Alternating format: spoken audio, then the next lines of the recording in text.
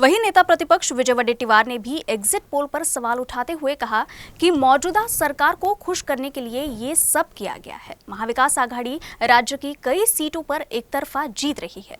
वहीं वडेट्टीवार ने चंद्रपुर गढ़चिरौली लोकसभा सीट जीतने का भी दावा किया है। सुनिए उन्होंने क्या कहा।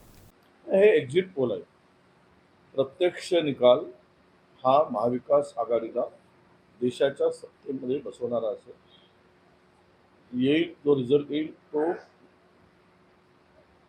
देशामध्ये नरेंद्र मोदी सरकार हे बदललेलं तुम्हाला दिसेल।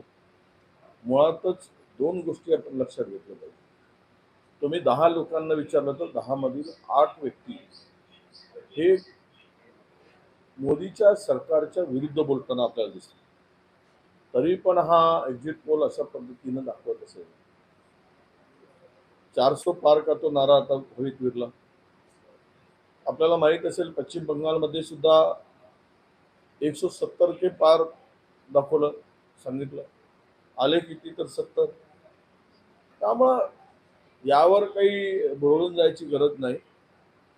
आणि ज्या पद्धतीनं गेली 10 वर्ष जनतेने या सरकारचा त्रास सहन केला, ज्या पद्धतीनं शेतकऱ्यांना उद्ध्वस्त करण्याचं काम झालं, महाराष्ट्रात तर मी सांगितलं ना, ज्यावेळेस केंद्रीय मंत्री हरतात त्यावेळेस हा आमचा आकडा 35च्या पुढेच जायला पाहिजे।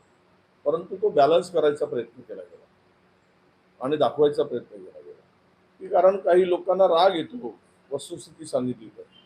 त्यामुळे त्यांना त्यांच्या समाधानासाठी काही आकडे फुगवून दाखवावे लागतात, नाहीतर तो राग सर्वे कंपनीवर काढला जातो।